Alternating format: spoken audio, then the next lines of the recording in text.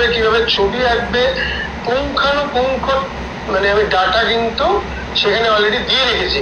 তোমরা আজকে যারা নতুন এসেছো তাদের উদ্দেশ্যে বলবো কাইন্ডলি তারা দেখে নিও, তাহলে অনেকটা উপকৃত হবে।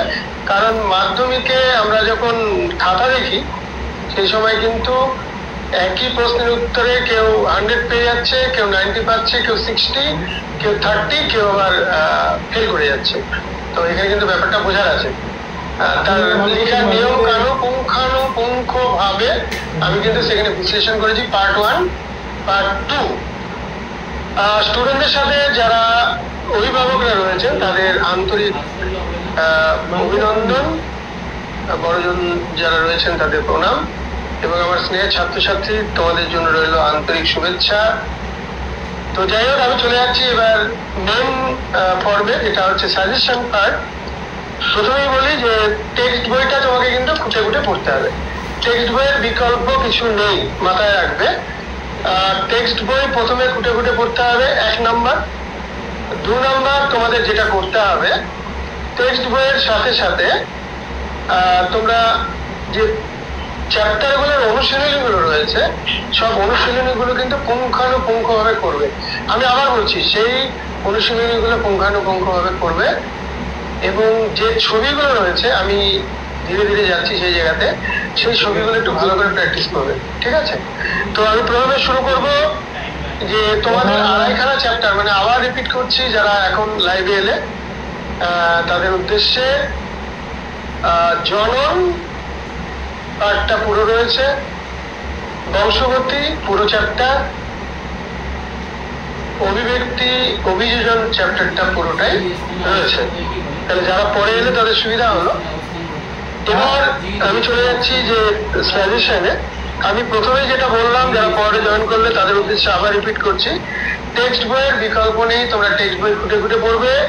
টেক্সট বই কিন্তু প্রথম অস্ত্র, কারণ তোমরা এর পরের ক্লাসে দেখতে পারবে যে আমি ওই পুরো বিগত 2025-এ যে মাধ্যমিকের কোশ্চেন সেটা নিয়ে আমি পুঙ্খানুপুঙ্খ উত্তর নিয়ে আলোচনা করব। তখন তোমরা দেখতে পাবে যে এবার মাধ্যমিকের প্রশ্ন কিন্তু, যদি আমরা সেই অর্থে বলতে যাই, 180 ডিগ্রি অ্যাঙ্গেলে কিন্তু ঘুরে গেছে।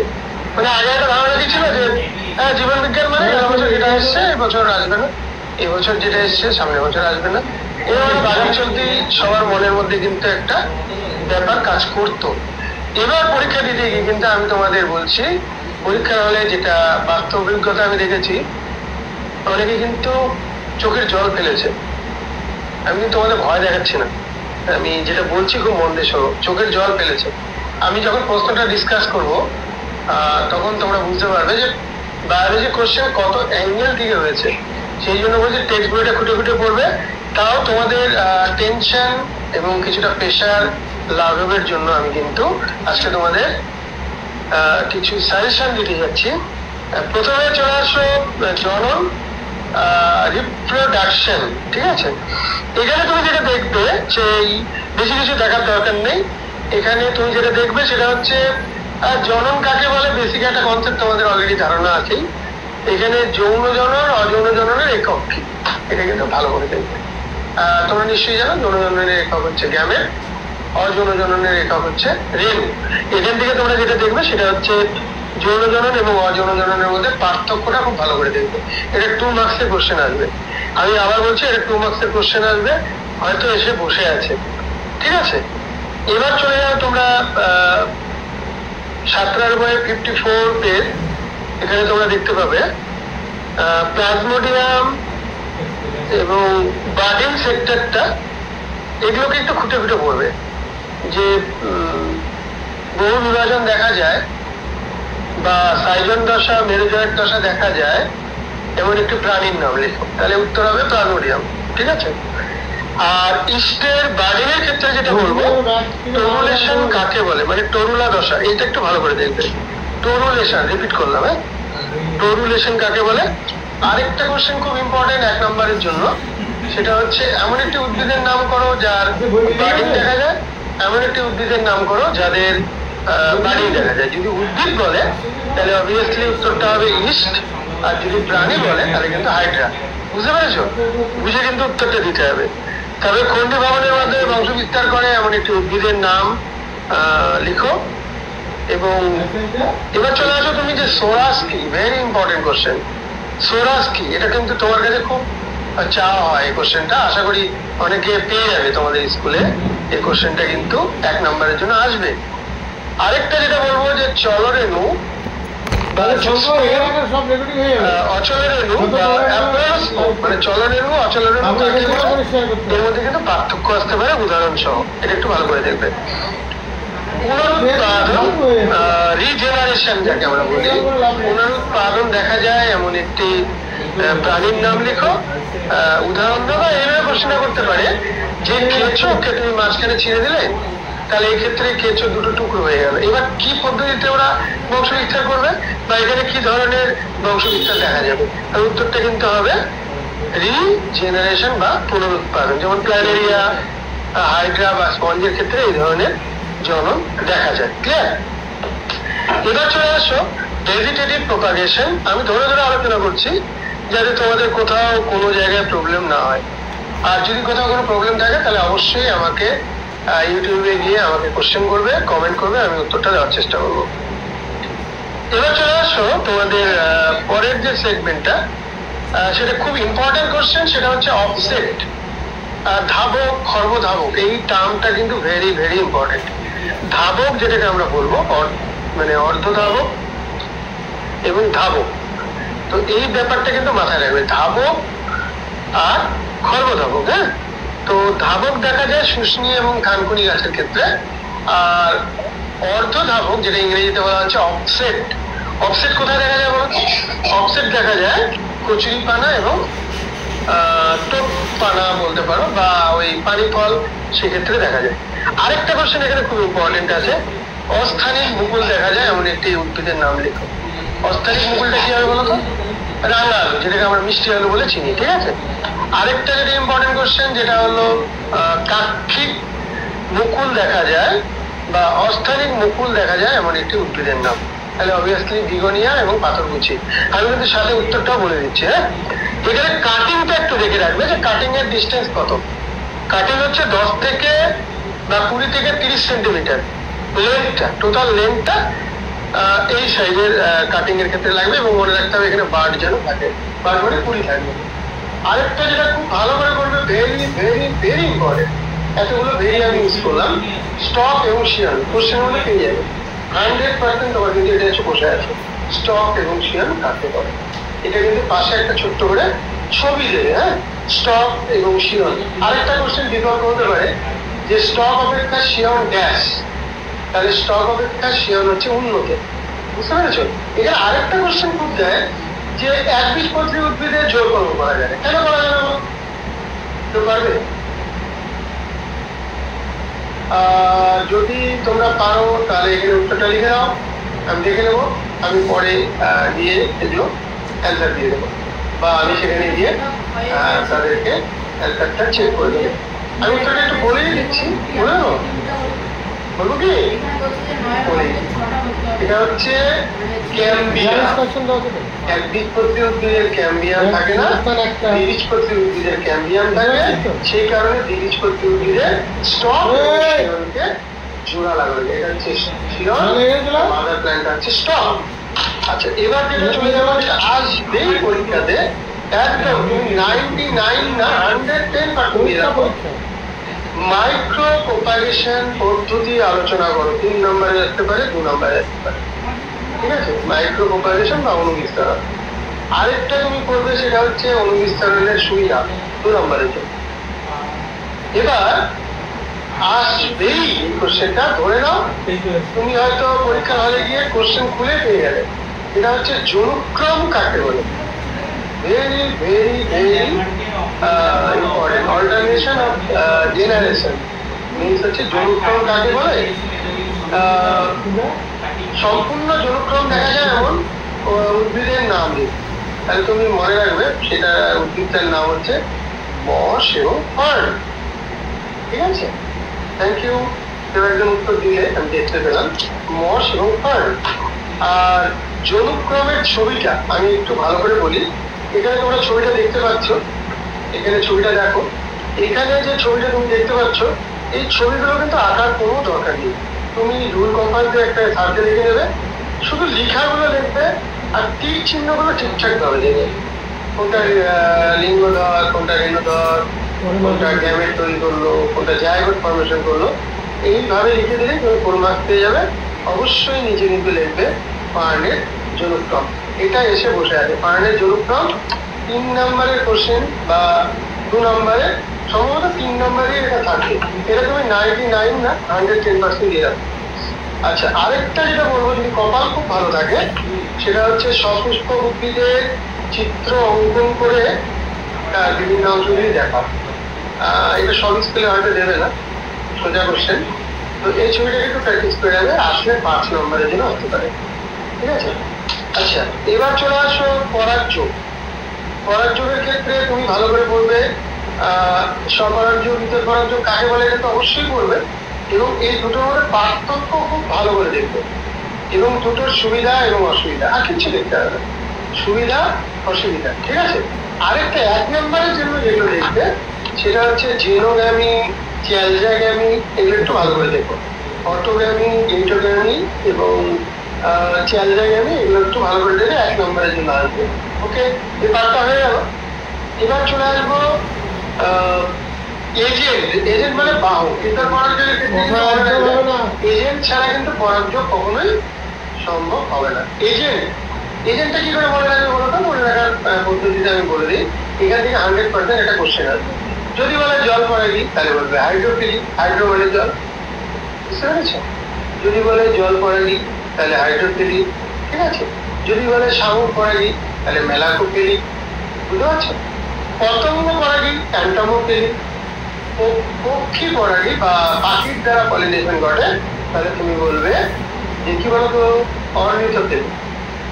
আর বায়ু পরাগী হচ্ছে অ্যানিমোফিলিক। তাহলে বায়ুর দ্বারা পরাগযোগ ঘটে এমন উদ্ভিদের নাম। ধান, গম, জোয়ার, এগুলো তো লিখবি। জলের দ্বারা পাতা জাতি, মানে জলে যে উদ্ভিদগুলো থাকে, পাতা জাতি আর পাতা শ্যাওলা। পতঙ্গ পরাগী হচ্ছে আম, সূর্যমুখী। তো পাখি পরাগী, সেটা খুবই দেয় পরীক্ষাতে। পাখি পরাগীর ক্ষেত্রে হচ্ছে পলাশ, শিমুল, মাদার। এই পার্টটা থেকে কোশ্চেন কিন্তু এলোমেলো ভাবে থাকবে, হয় শূন্যস্থান দেবে বা এক কথার উত্তর দাও, এখান থেকে ধরে নাও থাকছে একদম কনফার্ম।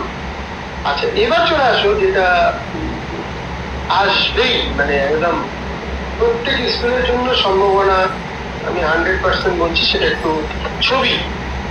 এই যে ছবিটা, সপুষ্পক উদ্ভিদের জিনিসের পদ্ধতির ছবি এঁকে পয়েন্ট করো। এখানে 4টা পয়েন্ট দেওয়া থাকবে।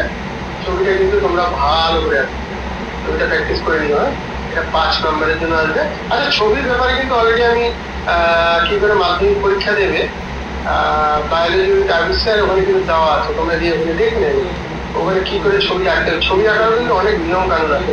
তোমাকে আমরা যে 5 নম্বর দেবো, সেই 5 নম্বর দেওয়ার তোমার মধ্যে সেই গুণটা থাকতে হবে। তো যে পাতায় ছবিটা আঁকবে, সেই পাতায় কিন্তু কোনো কোশ্চেনের উত্তর পড়বে না, এবং যতটা সম্ভব পাতা জুড়ে ছবিটা আঁকবে।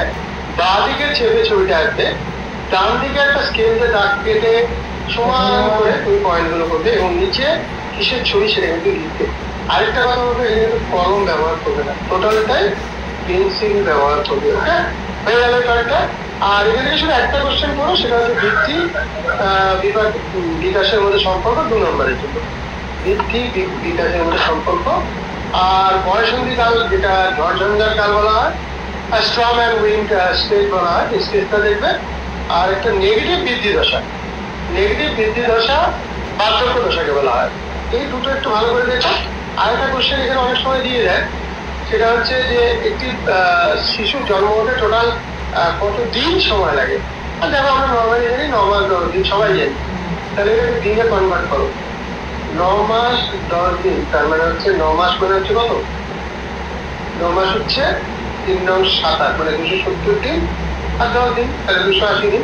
এটা হয়তো লাকিলি অনেকে পেয়ে যাবে। ওকে, জন্মের আর কোনো কোশ্চেন থাকবে না, হয়ে গেল। তো বংশগতি, এখানে সব থেকে বড় ব্যাপারটা আমি বলি, এখান থেকে অনেক অ্যাঙ্গেল থেকে ছোট ছোট কোশ্চেন আসতে পারে। যেমন মেন্ডেলের পুরো নাম স্যার গের্হার্ড জোহান মেন্ডেল। কোথাকার অধিবাসী ছিলেন? অস্ট্রিয়ার অধিবাসী, মাথায় রাখবেন। তারপরে এখান থেকে তুমি পড়বে যেটা, সেটা হচ্ছে বিভেদ এবং বংশগতি গ্যাস। এই কোশ্চেনটা কিন্তু খুব চাই, সেটা হচ্ছে একে অপরের পরিপূরক। হ্যাঁ, এখান থেকে পড়বে মিউটেশনের সংজ্ঞা পড়বে, খুব ভালো করে পড়বে মিউটেশনের সংজ্ঞা। আর উপকরণের কিছু অস্বাভাবিক বৈশিষ্ট্য, যেমন রোলার জীব, স্বাভাবিক জীব, যুক্ত নথি, মুক্ত নথি। আমার ক্ষেত্রে দেখো এটা মুক্ত নথি, এখানে দেখো ওপেন করা আছে। আর ইয়ারটা যার এর সঙ্গে যুক্ত থাকবে এটাকে বলছে যুক্ত নথি। আর রোলার জীব, দেখতে পাচ্ছ আমি জিপটা রোল করে দিলাম, ওটা রোলার জিপ। আবার অনেকে দেবে স্ট্রেট, তাহলে এখান থেকে আমার অনেক স্বাভাবিক কোনটা, অস্বাভাবিক কোনটা। তাহলে অস্বাভাবিক আমি যেটা বললাম, রোলার জিপটা কিন্তু অস্বাভাবিক। হ্যাঁ, স্বাভাবিক কোনটা? স্বাভাবিক হচ্ছে সোজা জিপটা, মাথায় রেখো। ঠিক আছে, তো 95% কিন্তু আমরা যেটা দেখবো সেটা হচ্ছে অস্বাভাবিক, আর 5% স্বাভাবিকটাকে আমরা দেখে নেবো। বা 65 to 80% এর ক্ষেত্রে কিন্তু আমরা দেখবো যে কিছু কিছু ক্ষেত্রে যারা জিপটাকে রোল করতে পারে না নর্মালি। এর কারণটা যদি বলে তাহলে বলবে যে অষ্টম জোড়া ক্রোমোজোম তার অটোজোমের ফলে কিন্তু এই রোগটা হয়ে থাকে। তাহলে 22তম অটোজোম জোড়াতে কিন্তু এই রোগটা হয়ে থাকে। ঠিক আছে, এখান থেকে পড়বে লুকাস কাকে বলে। আচ্ছা, মেন্ডেল সাহেব জিনকে কি নামে অভিহিত করেছেন? উনি কিন্তু জিন ব্যাপারটা বলেননি, তাহলে কি বলেছিলেন বলতো? উনি ফ্যাক্টর বলেছিলেন, ফ্যাক্টর, মনে রেখো, খুব যায় পরীক্ষাতে। আর এখান থেকে লুকাস কাকে বলে, জেনোটাইপ ফেনোটাইপের বৈশিষ্ট্যটা পড়ে নেবে। জেনোটাইপ ফেনোটাইপ মানুষের দুটো প্রকট এবং প্রচ্ছন্ন বৈশিষ্ট্য কিন্তু ভালো করে পড়বে। মানুষের দুটি প্রকট এবং প্রচ্ছন্ন বৈশিষ্ট্য।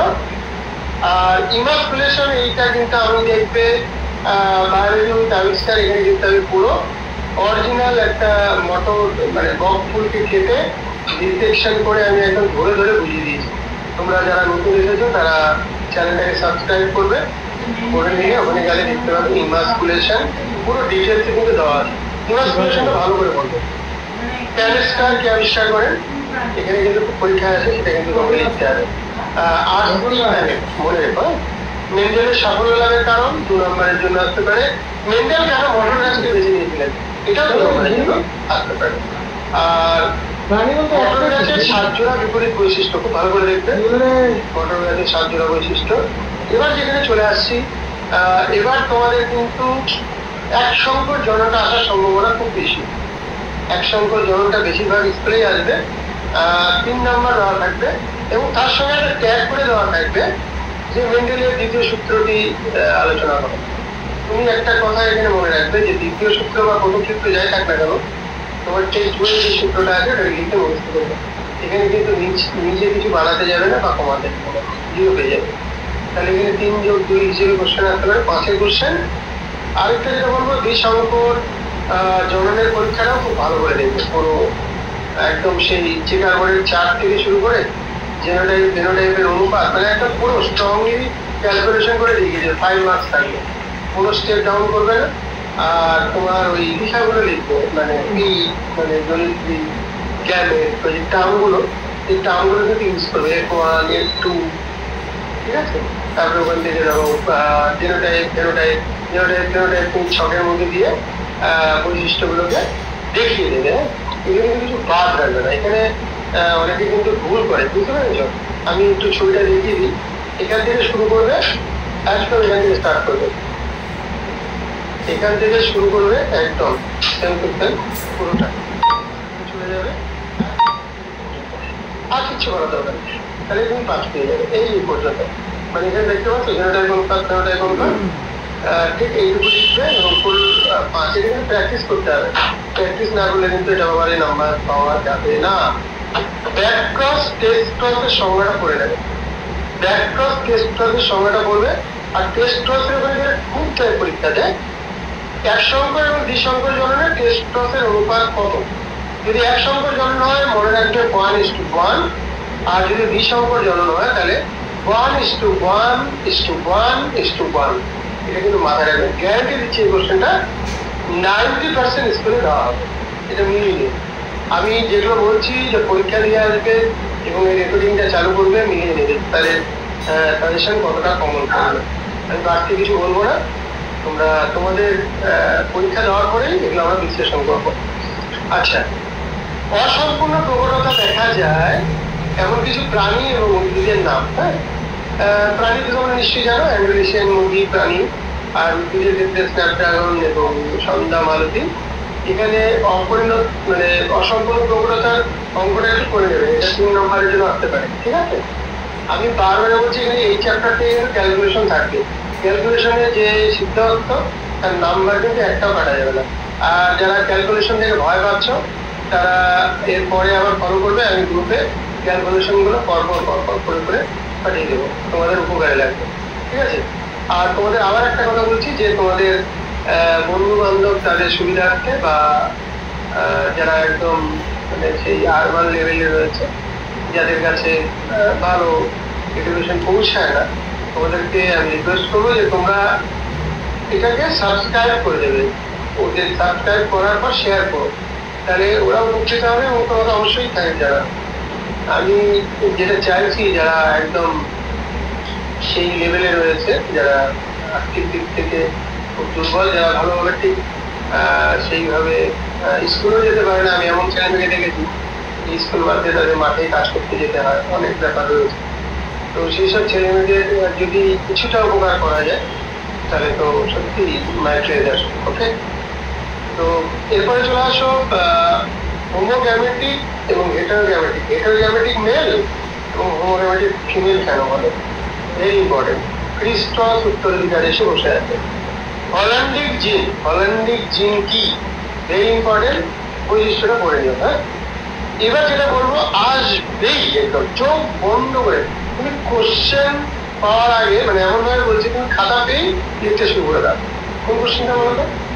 সেটা হচ্ছে থ্যালাসেমিয়া রোগের কারণ বা লক্ষণ, একদম গ্যারেন্টেড।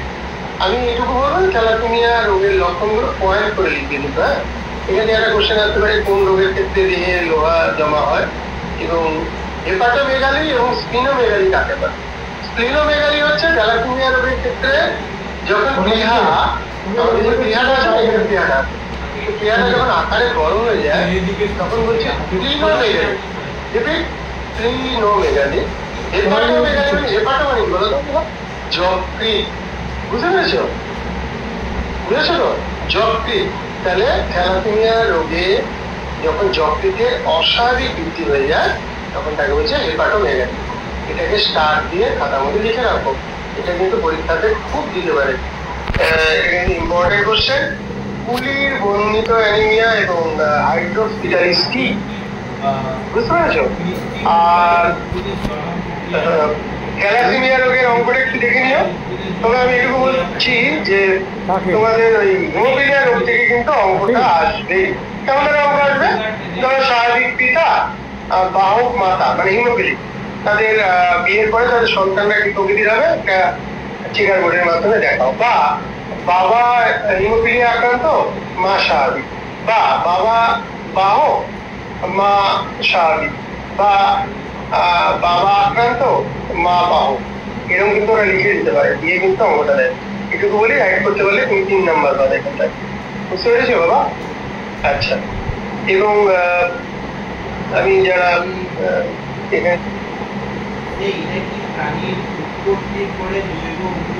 মেয়েরা রয়েছে তাদের উদ্দেশ্যে বলবো, তোমরা কিন্তু জেনেটিক কাউন্সিলিং ব্যাপারটা ভালো করে বুঝে নাও। জেনেটিক কাউন্সিলিংটা ব্যাপারটা একটু সংক্ষেপে আমি বলে দিই, যে জন্য এখানে আমি সাজেশন দিচ্ছি। জেনেটিক কাউন্সিলিংটা কিচ্ছু না, মানে ওই বিবাহের পূর্বে ছেলে বা মেয়ে তাদের পরিবারে যদি কোনো জন্মগত মানে কোনো ডিসঅর্ডার থাকে বা ডিজিজ থাকে, সেটাকে একটু জেনে নেওয়া। বিশেষ করে তোমার থ্যালাসেমিয়া বা হিমোফিলিয়া বা বর্ণান্ধতা কোনো রোগ আছে কিনা সেগুলো কিন্তু ভেরিফাই করা হয়, তবে সেই পরিবারের মধ্যে সম্পর্ক স্থাপন করা যাবে। নচেত একদম জিরো। নাহলে কি হবে? নাহলে তোমরা একটু ভালো করে শুনে রাখো, বিবাহের পরে শান্তির মা বলা যাবে। এই স্যার কেমন কি বললেন? শান্তির মা বলা যাবে মানে? আমি দেখো উত্তরটা দিচ্ছি। কারণ দেখো এখন আমরা কি দেখি, ওই ছেলে চাকরি করে বা মেয়ের তোমরা বুঝতেই পারছো, আর আমি জায়গায় যাচ্ছি না। তো বিয়ে হয়ে গেল, বিয়ে হওয়ার পর যখন তাদের সন্তান হলো, দেখা গেল ছেলের পরিবারের মধ্যে থ্যালাসেমিয়া কারো ছিল পূর্বপুরুষের, সেই জিনটা কিন্তু কিভাবে ছিল বলতো, সেই জিনটা প্রচ্ছন্ন অবস্থায় ছিল, ওখানে এসে প্রকট হয়ে গেল, মানে ওদের যে সন্তান হলো সেই সন্তানটা থ্যালাসেমিয়া আক্রান্ত হয়ে গেল।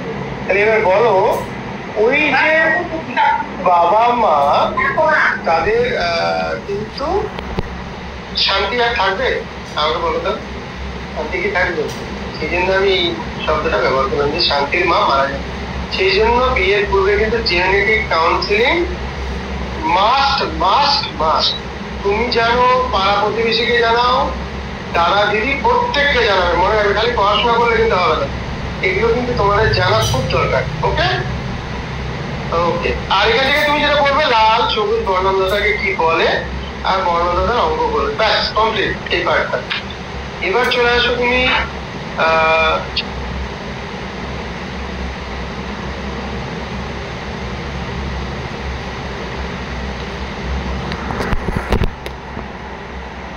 4 নম্বর চ্যাপ্টার ইভলিউশন এন্ড অ্যাডাপ্টেশন। ইভলিউশনের ক্ষেত্রে ওই গল্পগুলো একটু বলবে, পৃথিবী কিভাবে সৃষ্টি হয়েছিল, পৃথিবী সৃষ্টির সময় কোন গ্যাস মুক্ত ছিল না, তারপর হট ডায়ালগ স্যুপ কি, তারপরে কোয়াসার ভেট মডেল বলতে কি বলছো, প্রোটোসেল বা মাইক্রোস্ফিয়ার মডেলটিকে ব্যাখ্যা করেন, বুঝতে পেরেছ? এগুলো একটু ভালো করে দেখে নেবে। আর মিলারের পরীক্ষাতে কোন কোন উপাদান কি কি অনুপাতে নেওয়া হয়, যেখানে চালাকি করে কিন্তু কোশ্চেন করা হয়। কেমন কোশ্চেন করা হয়? মিলারের পরীক্ষাতে হাইড্রোজেন, অ্যামোনিয়া, ব্যাপারটা ভালো করে বোঝা যাচ্ছে, মিলার এবং উড়ে তাদের পরীক্ষাতে কি কি নেওয়া হয়েছে, আমি কি বললাম, হাইড্রোজেন, মিথেন, অ্যামোনিয়া। দেখো, তাহলে আমি প্রথমে হাইড্রোজেন বলে দিয়েছি, তারপর মিথেন, তারপর অ্যামোনিয়া।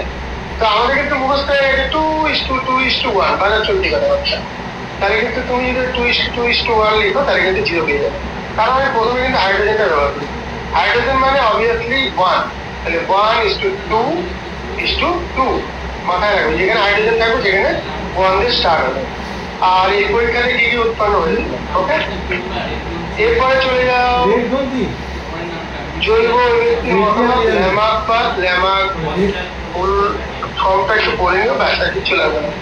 আর এখান থেকে খুব বেশি হলে অর্জিত বৈশিষ্ট্য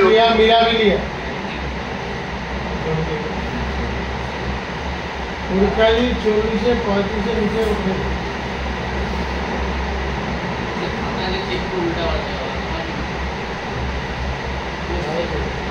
লিখতে না বলে নাম্বার দিলে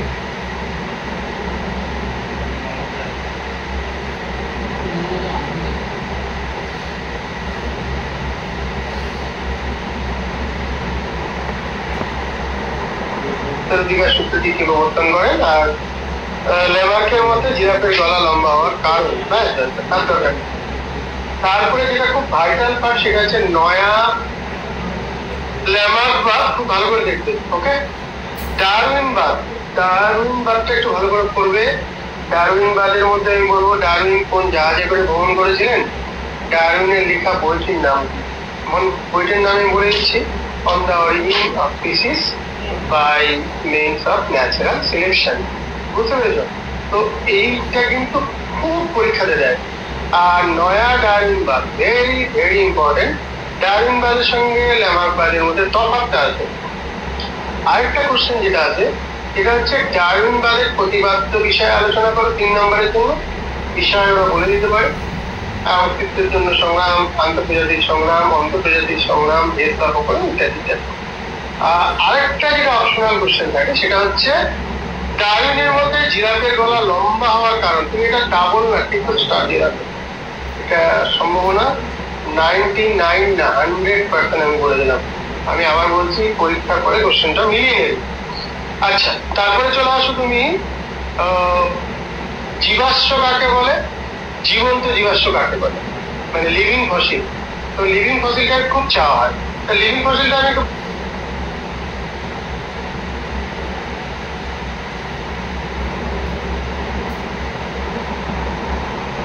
বলে দিই। লিভিং ফসিলটাকে তুমি কিভাবে বলবে জীবন্ত জীবাশ্ম? সুদূর অতীতে উৎপত্তি লাভ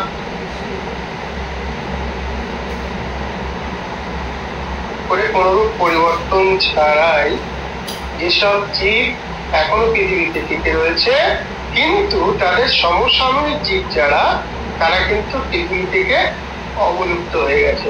তাহলে সেই সব জীবকে বলা হচ্ছে লিভিং ফসিল। এক্সাম্পল দিয়ে দাও, উদ্ভিদ গিঙ্গো বায়ু।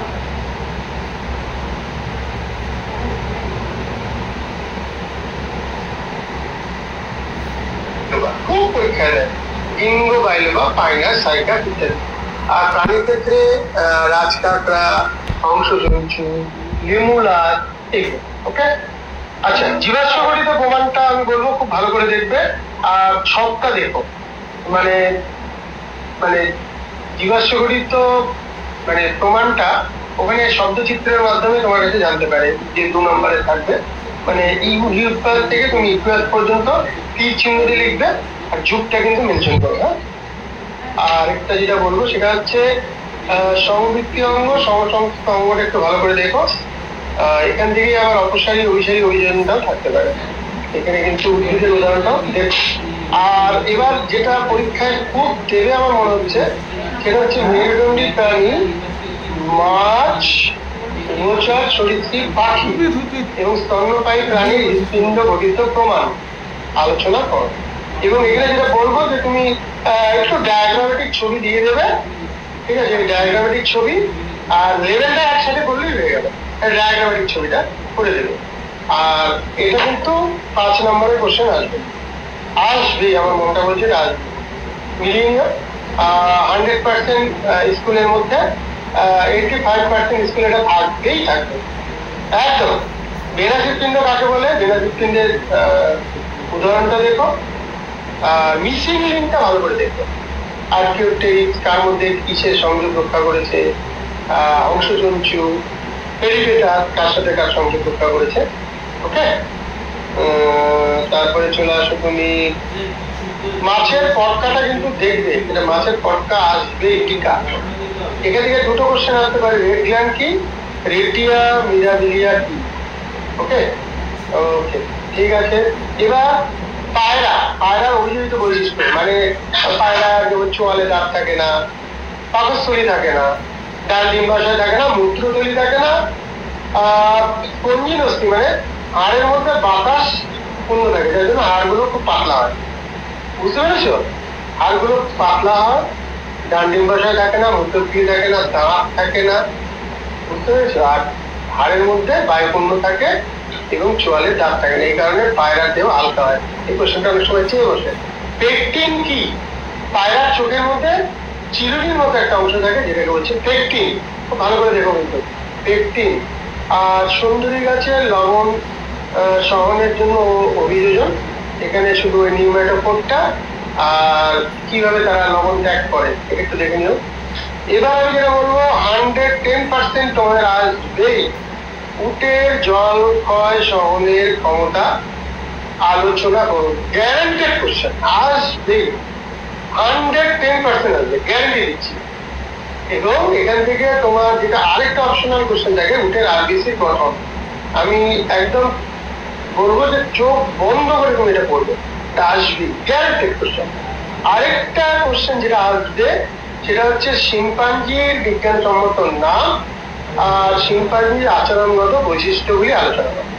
Very very very important. 3টা আমি ভেরি বললাম, এখানে কিন্তু পয়েন্ট করো। হ্যাঁ, যেমন ওই পোকা শিকার, এবার একটু পরে নেবে পিচিং টুল। অর্থাৎ শিম্পাঞ্জি যখন উইয়ের ঢিবি থেকে উই পোকা শিকার করে, তখন একটা গাছের ডাল ভেঙে ওই ঢিবির মধ্যে ঢুকিয়ে দেয়, এবং সেই উই পোকাগুলো কি করে, ধীরে ধীরে ওই ডাল ভেঙে মধ্যে উঠে আসে, আর ওরা কি করে, ওই পোকাটাকে ধরে ওই ডালটাকে হচ্ছে ফিশিং টুল, মানে মাছ ধরার বড়শি বলা হয়। হ্যাঁ, আরেকটা যেটা দেখবে সেটা হচ্ছে শিম্পাঞ্জি যে ভেষজ উদ্ভিদটাকে গ্রহণ করে, অ্যাসপিরিয়া রুডিস, বাদাম ভাঙা। খুব ভালো করে জায়গাটা পড়বে, বাদাম ভাঙা। আর শিম্পাঞ্জির আচরণগত বৈশিষ্ট্য যদি বলে কে লক্ষ্য করেন, তাহলে বলবে যে John Goodall. I repeat, John Goodall. এবার চলে আসো মৌমাছির নৃত্য। তোমরা নিশ্চয়ই পড়েছো এটা, মৌমাছির নৃত্য, যেটা লক্ষ্য করেছিলেন বিজ্ঞানী কার্ল ভন ফিশ। তো এখানে 2 ধরনের নৃত্য, একটা হচ্ছে চক্রাকার নৃত্য, যেটাকে আমরা বলি রাউন্ড ড্যান্স, আরেকটা হচ্ছে ওয়াক্টেল নৃত্য মানে বাংলার 4 বা ইংরেজির 8 অক্ষরের মতো হবে। এই দুটোর মধ্যে ওয়াক্টেল নৃত্যটা 110% এসে বসে আছে। ওয়াক্টেল নৃত্য ভেরি ইম্পর্টেন্ট। এবং এখান থেকে একটা কোশ্চেন আসতে পারে যে দূরত্বটা কতটা ওরা মেনটেন করে, সেই দূরত্বটাকে কিন্তু তোমরা লিখবে। ওকে, আমি তোমাদের তাহলে পুরো সাজেশনটা দিয়ে দিলাম, তোমরা খুব ভালো করে দেখবে।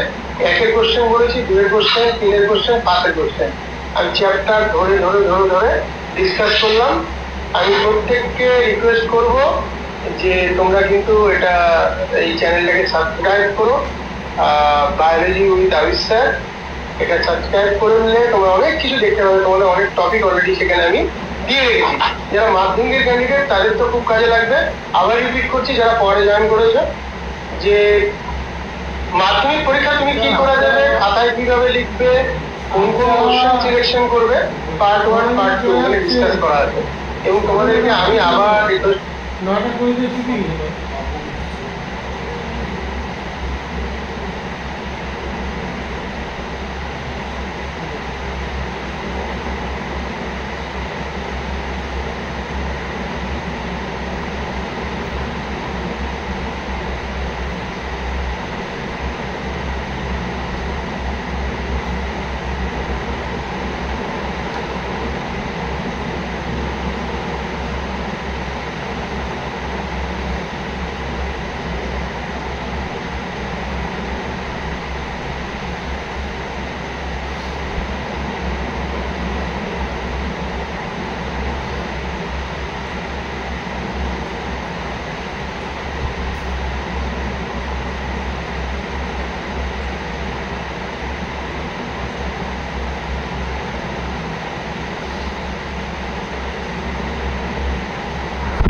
হ্যাঁ শঙ্খ হয়ে গেল, রেকর্ডিং কমপ্লিট। আরে না সেটা না, ওটা হলো কি রেখে করে বুঝবো। এদিকে আয়।